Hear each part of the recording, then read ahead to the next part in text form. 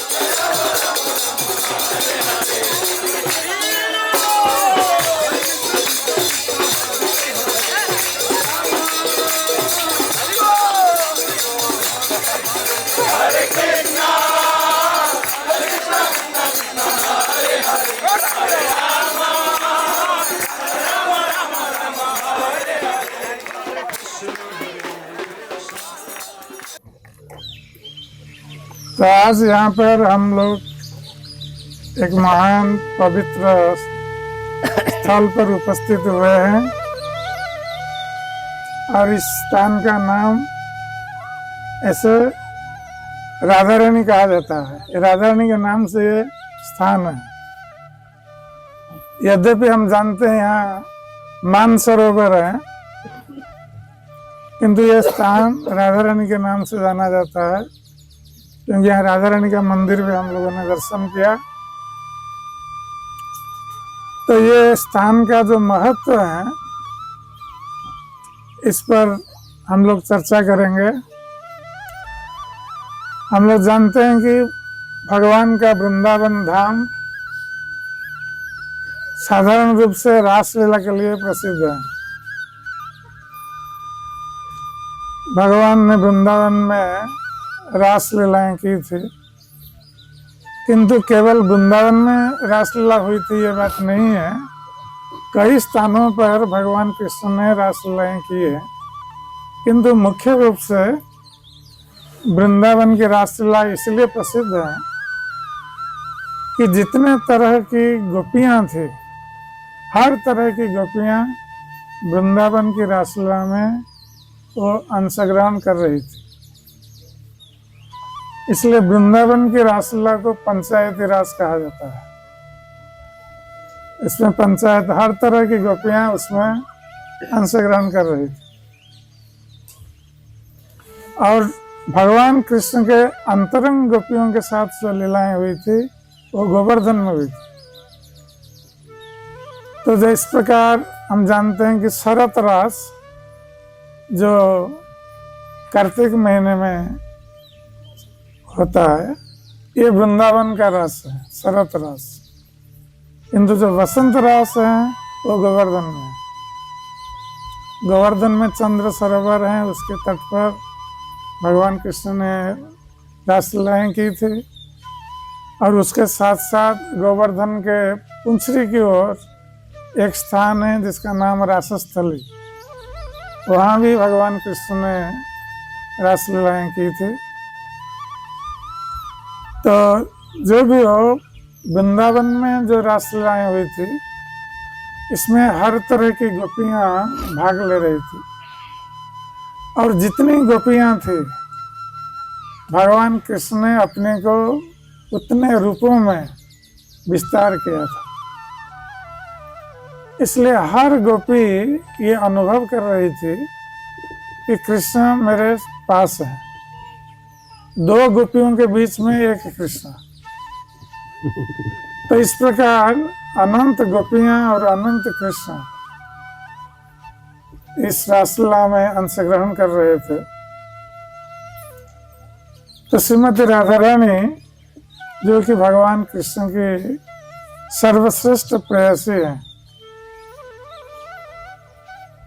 तो श्रीमती राधा रानी को ये अच्छा नहीं लगा। श्रीमती राधा रानी के मन में मान उत्पन्न हो गया कि भगवान कृष्ण सभी गोपियों के साथ रास में नृत्य कर रहे हैं। और रासलीला क्या है? ये नृत्य और संगीत, गाना गाया जाता है और गान के साथ साथ ताल लय के साथ नृत्य होता है, यही रासलीला। तो श्रीमती राधा रानी को ये अच्छा नहीं लगा, इसलिए कि इसमें श्रीमती राधा रानी का कोई महत्व नहीं रहा। सारी गोपियां कृष्ण के साथ नृत्य कर रही है और हर गोपी सोच रही है कि संसार में हमसे बढ़कर कोई भाग्यशालिनी स्त्री नहीं है। हमें कृष्ण का सानिध्य इतना प्राप्त है कि हम परम भाग्यशाली नहीं। किंतु श्रीमती राधा रानी को ये अच्छा नहीं लगा, क्योंकि इसमें श्रीमती राधा रानी का कोई महत्व नहीं रहा। इसलिए श्रीमती राधा रानी के मन में मान उत्पन्न हो गया, क्योंकि श्रीमती राधा रानी सोच रहे थे कि कृष्ण मेरे हैं। तो दो तरह की गोपियां होती है। तो इसमें एक पक्ष तो श्रीमती राधा रानी का पक्ष है और दूसरा पक्ष चंद्रावली का पक्ष है। तो चंद्रावली की पक्ष की गोपियां ये सोचते कि हम कृष्ण के हैं, यही अंतर है दोनों पक्षों में, हम कृष्ण के हैं। किंतु श्रीमती राधा रानी पक्ष की गोपियां ये सोचती है कि कृष्ण हमारे हैं, अपने अधिकार को वो व्यक्त कर रही थी। इसलिए श्रीमती राधा रानी ने सोचा कि कृष्ण समस्त गोपियों के साथ नृत्य कर रहे हैं, इसमें हमारा कोई महत्व नहीं है। इसलिए उनके मन में जो मान उत्पन्न हुआ, तो मान उत्पन्न होने के कारण श्रीमती राधा रानी रासलीला स्थल को त्याग करके एकांत में चली गई और यमुना पार करके इसी स्थल पर श्रीमती राधा रानी आई थी। रात्रि में, जिसमें चंद्र पक्ष रात्रि, चांदनी रात, तो उस समय श्रीमती राधा रानी मान करके रासलीला त्याग करके चली आई इसी स्थान पर। और यहाँ पर आकर श्रीमती राधा रानी कृष्ण के विरह में रो रही थी।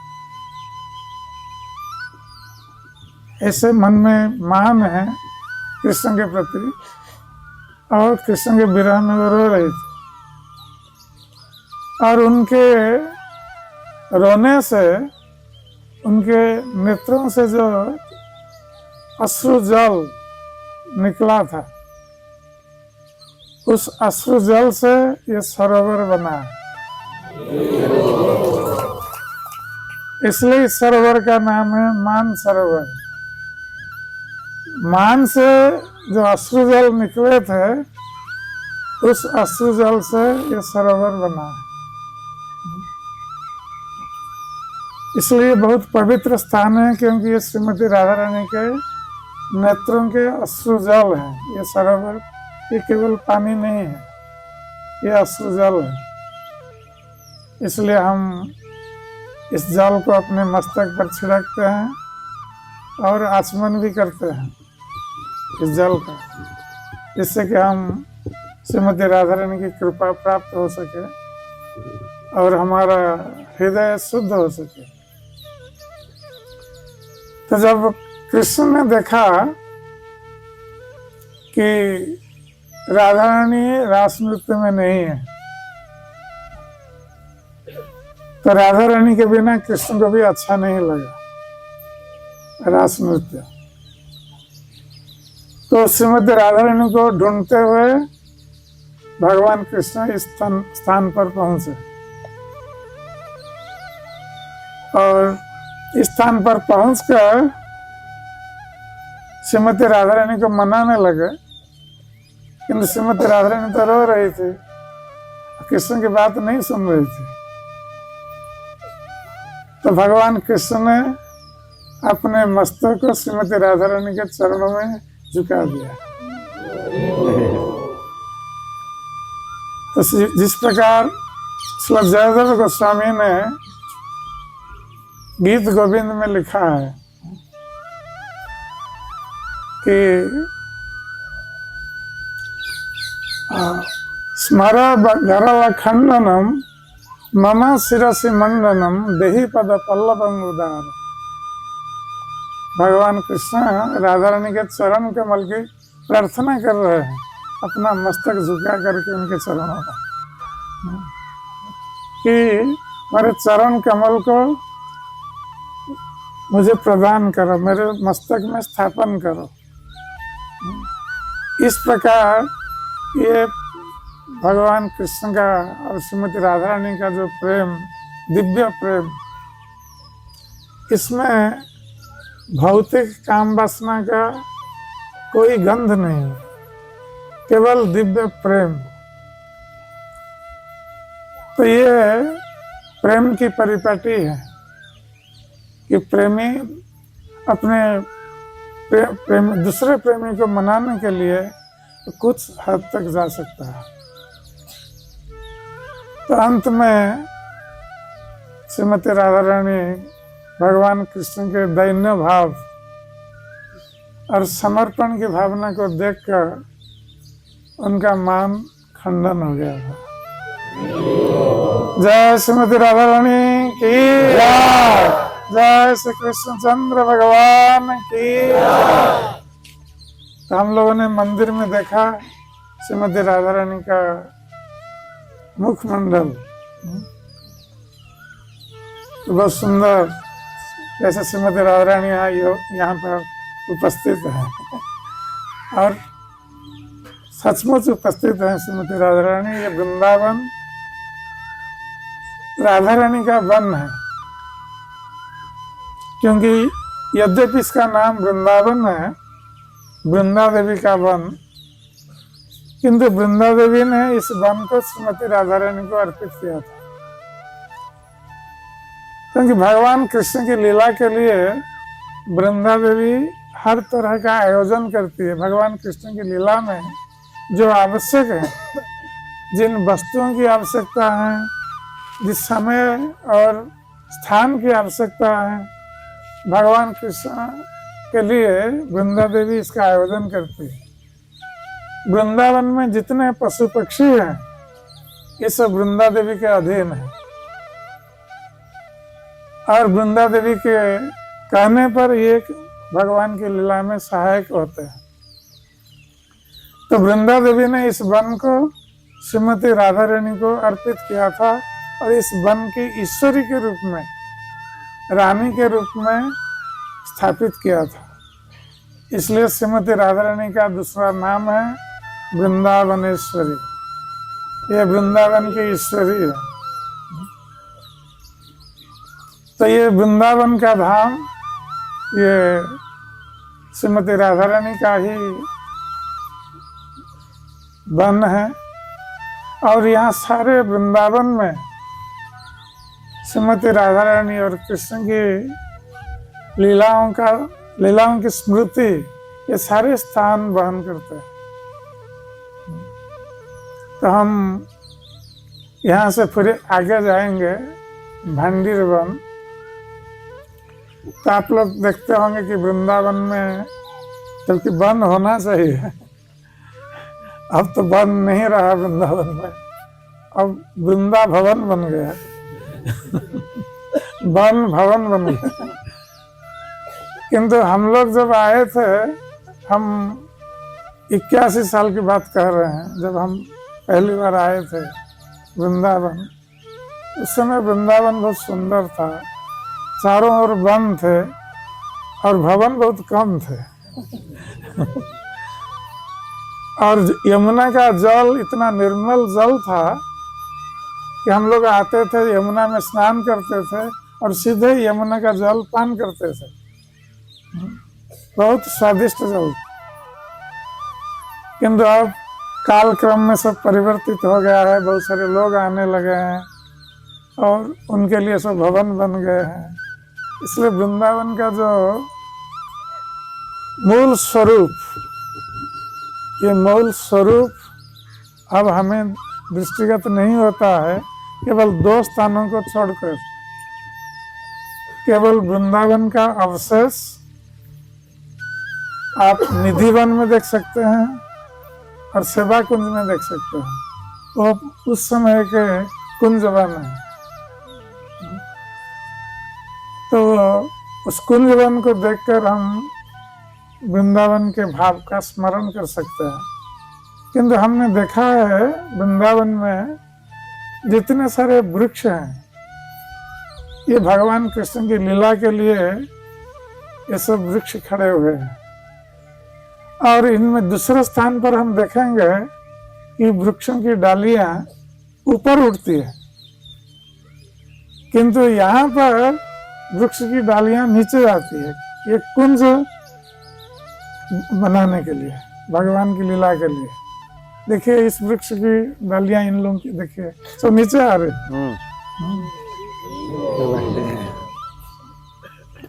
तो ये वृंदावन का सौंदर्य है। और इस स्थान पर यमुना के इस पार इतने भवन नहीं बने हैं, अभी भी गांव है और वन भी है। हम कुछ वन का दर्शन भी कर सकते हैं। तो यहाँ से हम जाएंगे भंडीर वन। भंडीर वन बहुत महत्वपूर्ण है क्योंकि वहाँ हमें कथा करने के लिए समय और स्थान नहीं मिलेगा इतने लोग बैठने के लिए।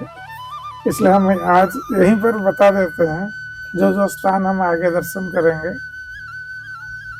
तो भंडीर वन ये बहुत बड़ा महत्वपूर्ण वन है जहाँ भंडीर वट वृक्ष अभी भी है। और उस भंडीर वट जो है ये बहुत विशाल का है। आजकल हम उतना विशाल का वट वृक्ष का दर्शन नहीं कर सकते, किंतु उस समय भंडीर वन के पास यमुना भी प्रवाहित होती थी और भंडीर वट की डालियां बहुत दूर दूर तक फैली थी, जिससे कि जब भगवान कृष्ण गोप बालकों के साथ आते थे गौ चराने के लिए, यमुना पार करके भंडीर वन में आते थे तो गोप बालकों के साथ क्रीड़ा करते थे और उस भंडीर वृक्ष की डालियों में चढ़कर ये लोग जाकर यमुना में कूदते थे स्नान करने के लिए,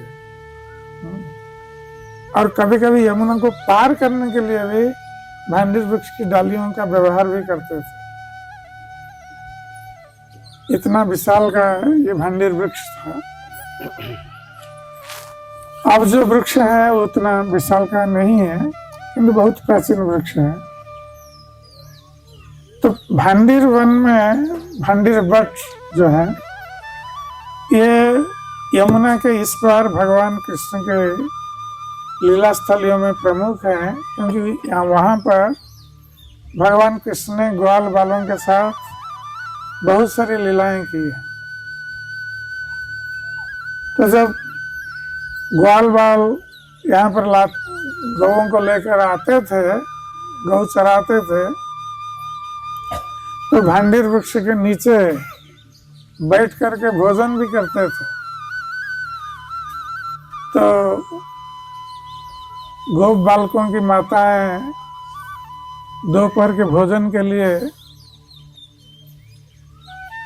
ग्वालों के साथ कुछ भेज देती थी गोप बालकों के पास। तो ये लोग कृष्ण को बीच में बिठाते थे और चारों ओर गोप बालक घिर कर बैठते थे कृष्ण को, और हर गोप बालक चाहता था वो कृष्ण के श्रीमुख का दर्शन करे।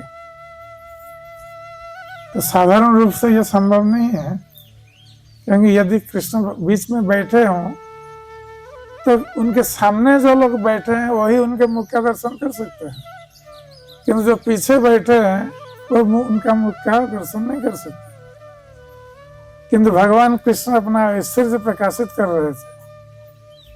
गोप बालकों की इच्छाओं को जानकर भगवान कृष्ण अपने मुख का विस्तार करते थे। तो जो गोप बालक पीछे बैठा है, जो साइड में बैठा है, हर गोप बालक ये देखता था कि कृष्ण उसकी ओर देख रहे हैं।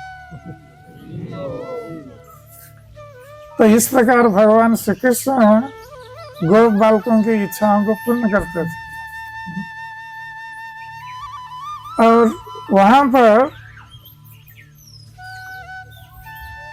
एक बार उसके पास मुंजाटा भी है, मुंजा वन, जो बहुत सूखा हुआ था उस समय, और गोप बालक यहाँ भोजन कर रहे थे।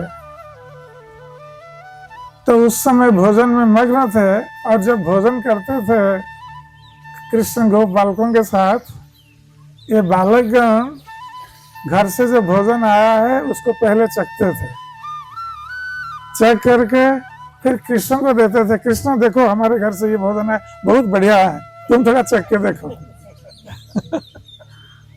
और कृष्ण चख करके बोलते हाँ बहुत बढ़िया है, और कृष्ण भी जो लाते थे वो स्वयं खाकर गोप बालकों को भी देते थे। ऐसा चलता था भोजन लेना। और इसी को देखकर ब्रह्मा जी भी भ्रमित हो गए थे, और इसी कारण ब्रह्मा जी ने सोचा, वो आकाश से देख रहे थे ब्रह्मा जी कि गोप बालों का जूठा कृष्ण खा रहे हैं। तो उन्होंने सोचा कि ये क्या भगवान है, भगवान किसका जूठा नहीं खाते हैं। इसलिए कृष्ण की परीक्षा लेने के लिए ब्रह्मा जी आए थे, उनके ग्वाल बालों को चुरा लिया था। वो प्रसंग अलग है। तो ये जो गोप बालकगण भोजन कर रहे थे, तो उस समय गाय भी यमुना में पानी पीकर वहाँ विश्राम कर रही थी, और धीरे धीरे पास में जो वन है वहाँ चरने के लिए गाय धीरे धीरे एक एक करके उठने लगी, और वो दूर चली गई। मुंजा वन में जाकर सब गौएं पहुंच गई।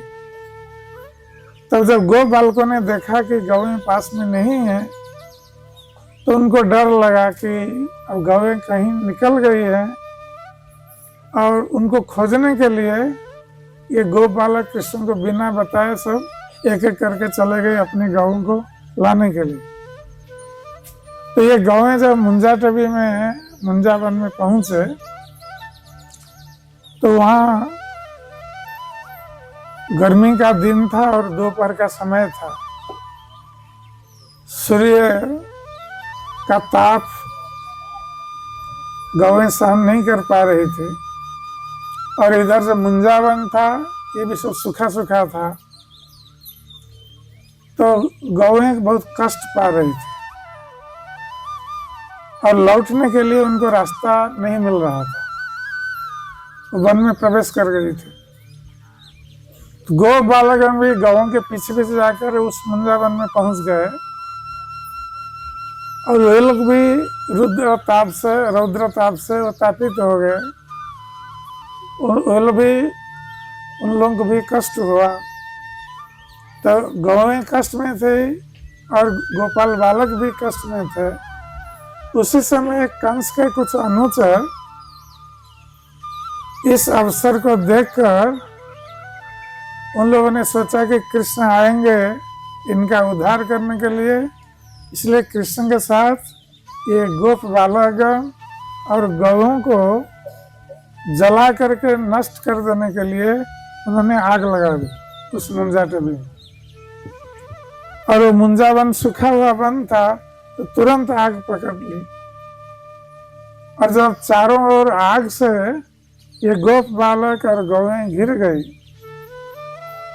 तो ये लोग कृष्ण को पुकारने लगे। क्योंकि वृंदावन में, ब्रज में जब भी ब्रजवासी लोग किसी विपत्ति में पड़ते हैं, तो ये उद्धार के लिए कृष्ण को ही पुकारते हैं। कृष्ण के अतिरिक्त ये और किसी को नहीं जानते हैं। इसलिए भगवान कृष्ण को ब्रजजन भयहारी कहा गया। ब्रजजन, ब्रज लोगों के भय को हरण करने वाले। तो गौओं ने कृष्ण का स्मरण किया और गोप बालकों ने कृष्ण को पुकारा। तो इससे भगवान कृष्ण समझ गए। उन्होंने देखा कि गोप बालक सब चले गए, गौएं नहीं है, तो भगवान कृष्ण समझ गए।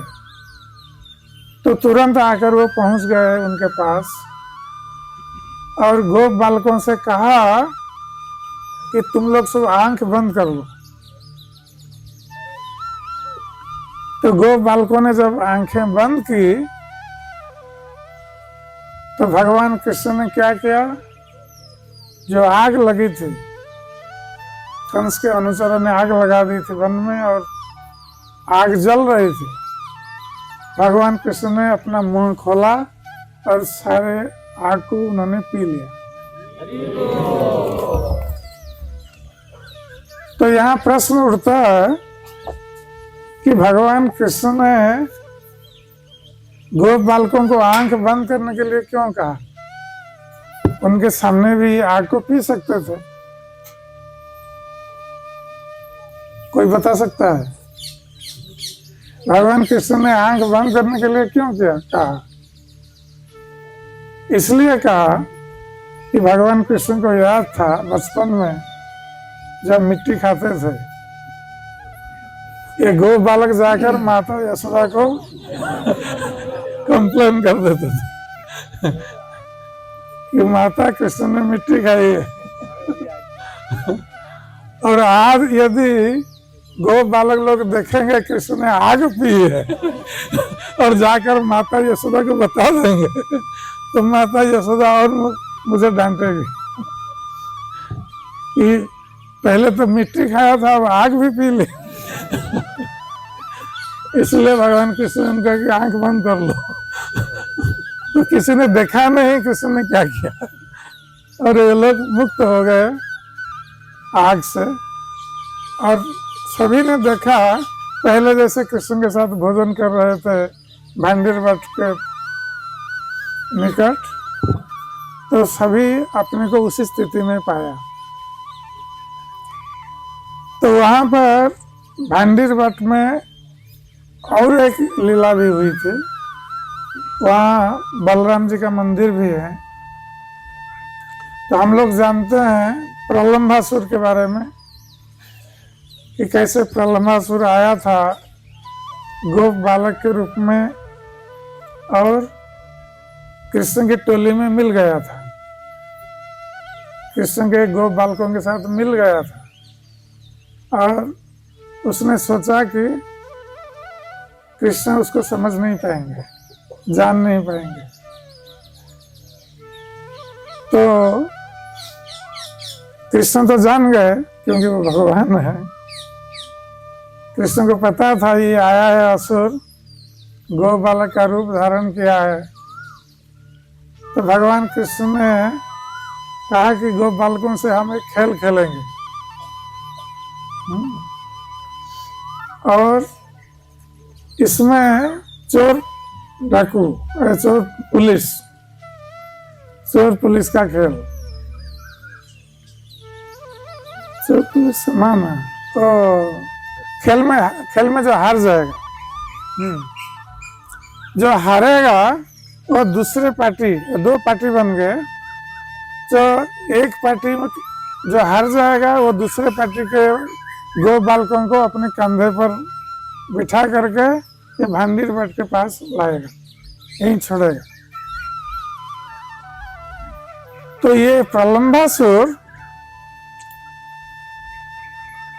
जानता था कि कृष्ण बहुत बलशाली है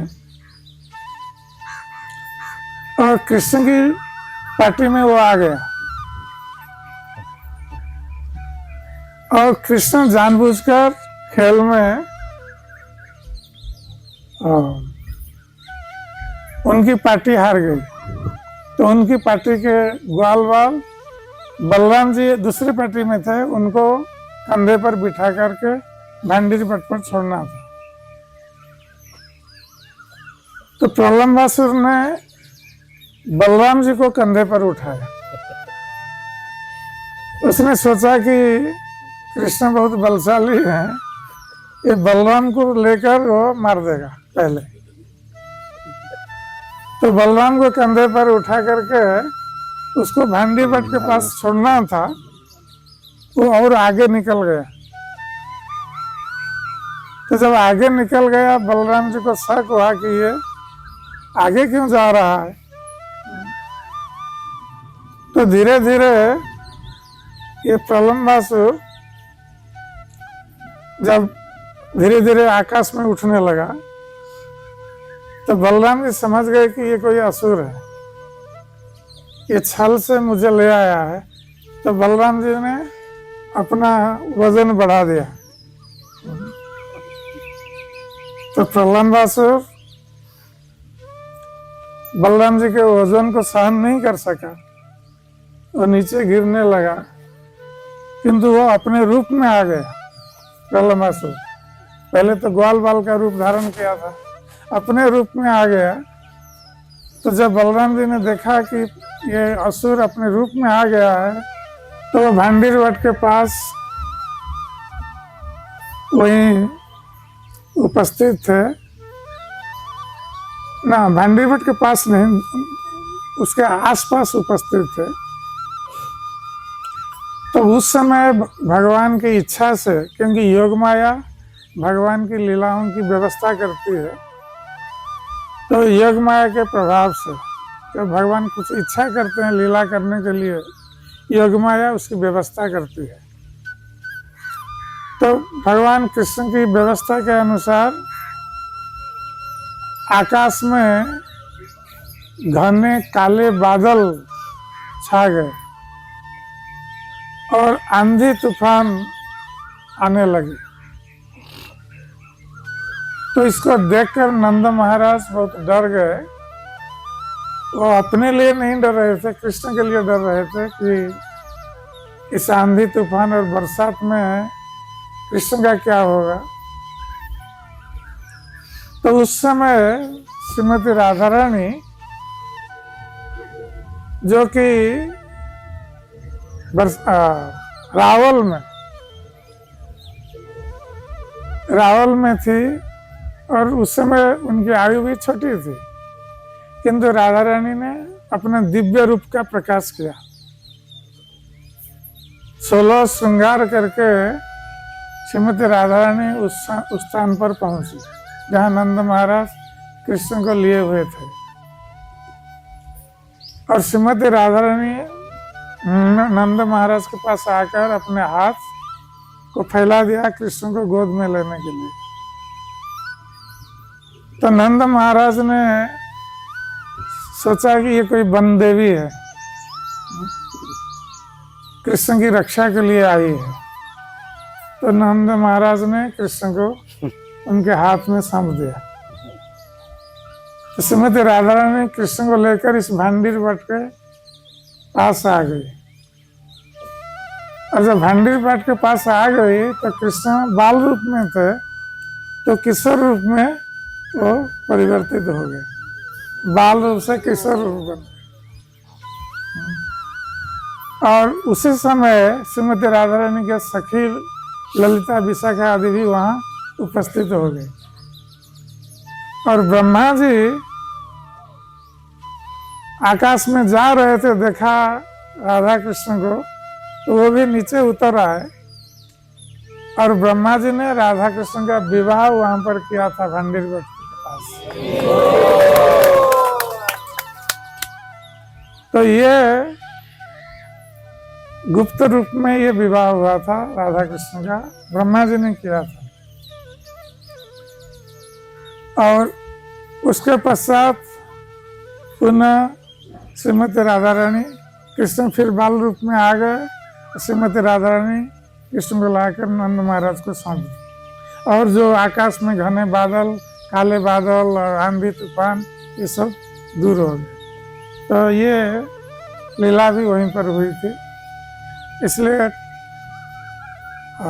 कभी कभी लोग सोचते हैं कि श्रीमती राधा रानी कृष्ण की विवाहिता पत्नी नहीं है, किंतु यहाँ ब्रह्मा जी ने यह भी प्रमाणित किया कि वो विवाहिता पत्नी भी है, किंतु लीला के लिए वो इस प्रकार परकीय रस का आस्वादन करने के लिए भगवान कृष्ण श्रीमती राधा रानी के साथ और अन्य गोपियों के साथ इस प्रकार की लीला कर रहे थे।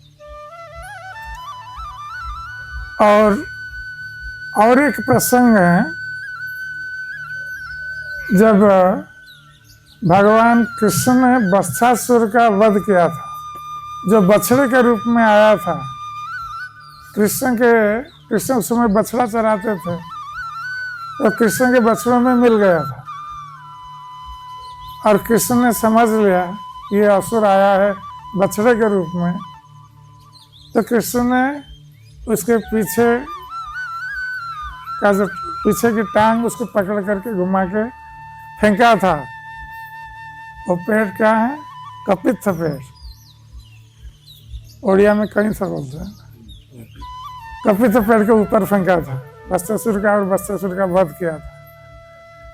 तो जब वत्सासुर का वध किया, उसके पश्चात गोपी लोग ने कृष्ण के साथ परिहास किया। जब कृष्ण गोपियों से मिलने आए भांडीर भट्ट के पास, तो गोपियों ने कहा कि आपने तो गोहत्या की है, इसलिए आप हमारा स्पर्श नहीं कर सकते। तो भगवान कृष्ण ने कहा कि गोहत्या कैसे है? ये तो वत्सासुर जो है ये का असुर था, और हमने असुर का वध किया है। तो गोपियों ने कहा कि नहीं, वो तो बछड़े के रूप में था, और बछड़े का वध किया है, अर्थात ये गोहत्या है, और आप गोहत्या पाप के भागी है। आप जब तक इससे मुक्त नहीं होंगे तब तक हमारा स्पर्श नहीं कर सकते। तो भगवान कृष्ण ने पूछा कि आप बताइए, हम गोहत्या से कैसे मुक्त होंगे?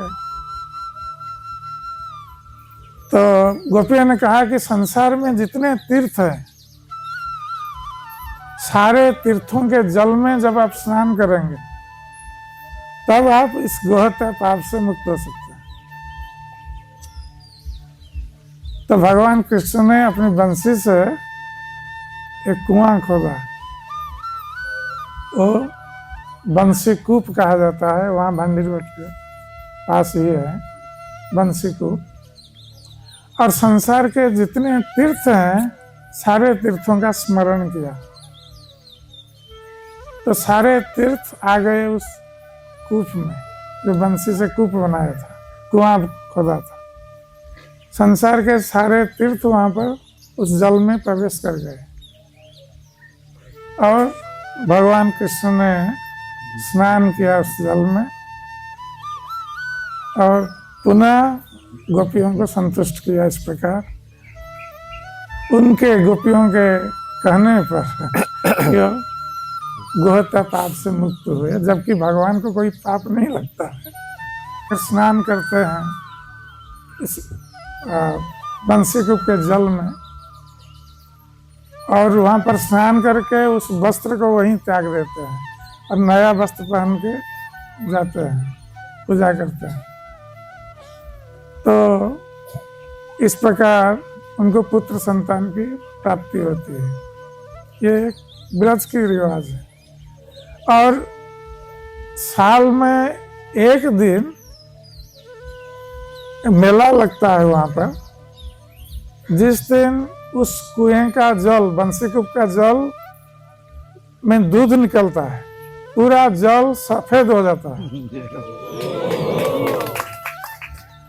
और हमने देखा भी है, हमारे भक्त लोग गए थे, दीप्ति में राधिका गए थे, हमारे भक्त लोग गए थे स्नान करने के लिए उस दिन बंसीकूप के जल में, तो हमारे लिए लाए थे कुछ जल, पूरा सफेद जल था और बहुत स्वादिष्ट था, उसमें दूध निकलता है। ब्रज में ऐसे कई स्थान हैं, कई सरोवर हैं जहाँ साल में एक बार दूध निकलता है। राधा कुंड में भी होता है इस प्रकार और गोविंद कुंड में भी होता है, वहाँ दूध निकलता है और पूरा जल दूधिया बन जाता है। और कभी कभी हमने ये भी देखा है कि ब्रज में भ्रमण करते समय कोई सरोवर है या जलाशय है, उसके पास से अब निकलेंगे पूरा कपूर का वास, सुवास आएगा, कपूर का गंध, बहुत सुंदर सुगंध आती है। ऐसे ब्रज में है ये सब।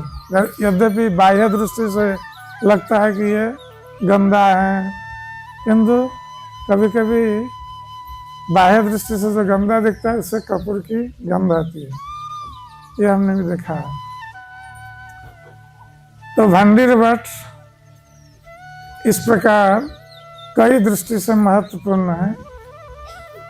तो हम जाएंगे वहाँ, भंडीर वट का दर्शन करेंगे, बंसीकूप का जल सिंचन करेंगे मस्तक में, बलराम जी का दर्शन करेंगे उनके मंदिर में, और हो सकता है कुछ ब्रजवासी रोटी भी हमें मिल सकती है।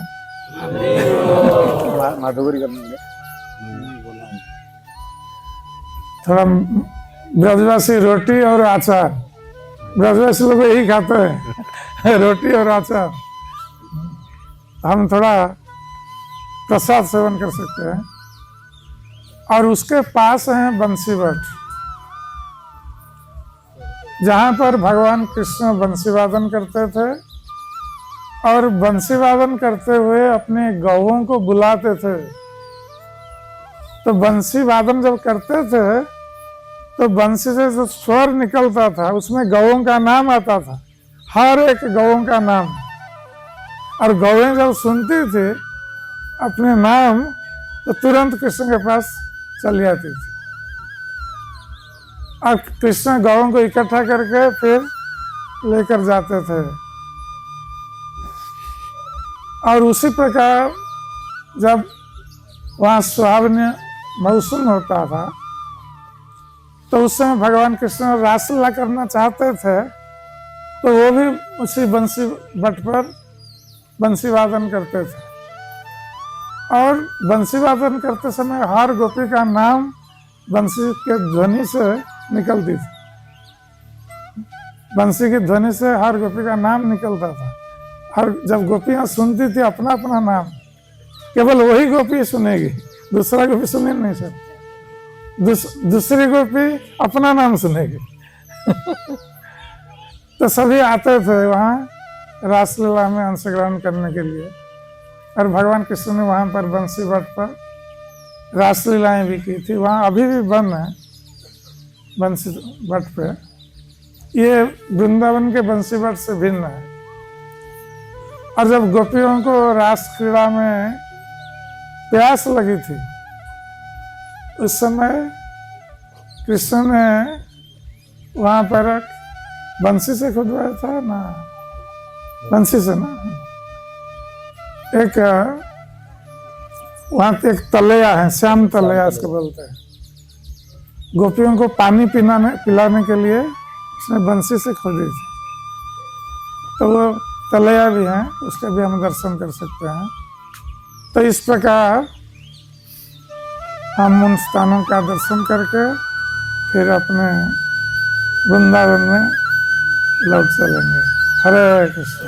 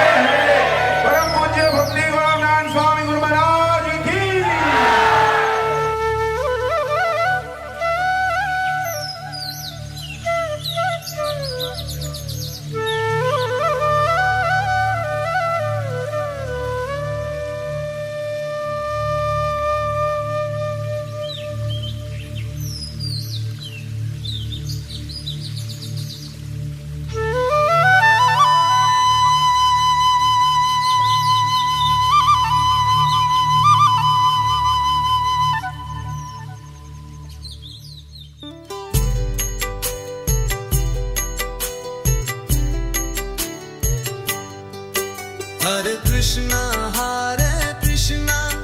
कृष्ण कृष्ण हरे हरे, हरे राम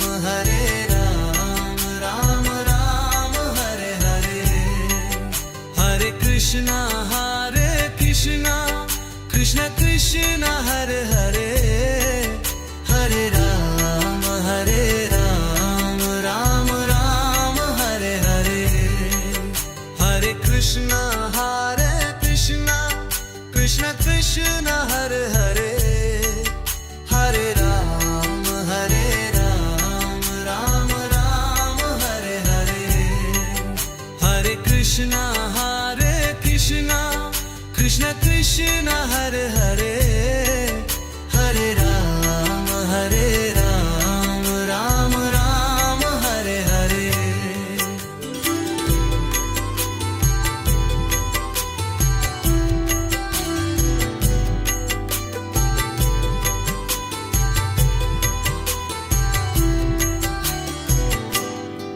हरे कृष्णा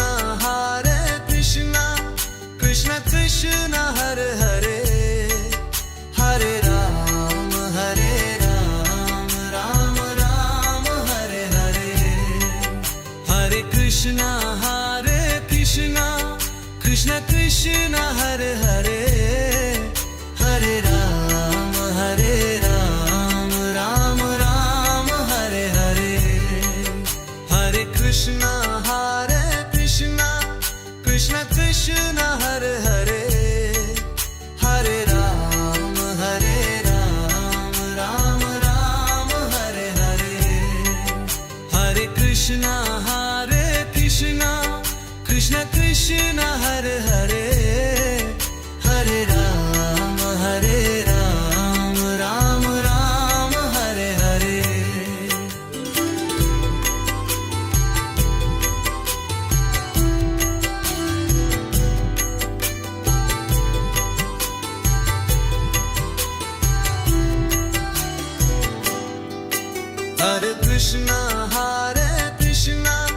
कृष्ण कृष्ण हरे हरे, हरे राम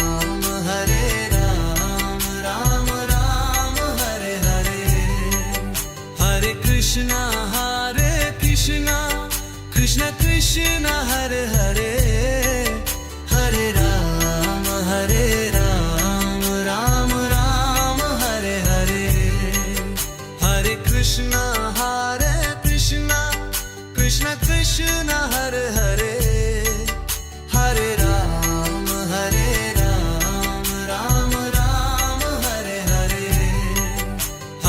कृष्णा हरे कृष्णा कृष्ण कृष्ण हरे हरे हरे राम हरे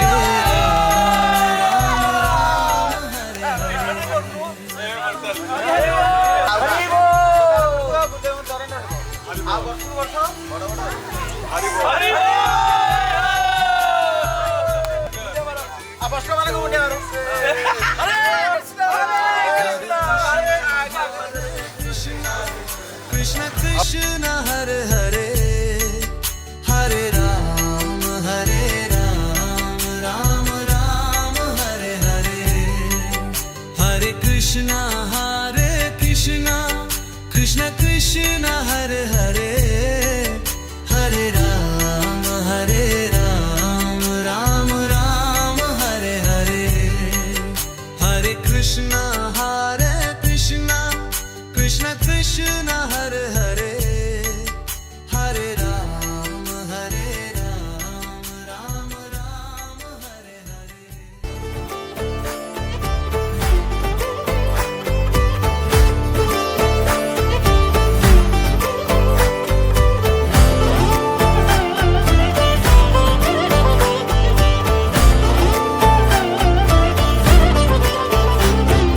सब सुख सागर रूप जागर रहे वृंदावन धाम। सब सुख सागर रूप जागर रहे वृंदावन धाम। रूप गोस्वामी प्रगट कियो जहाँ रूप गोस्वामी प्रगट कियो राधा गोविंद रूप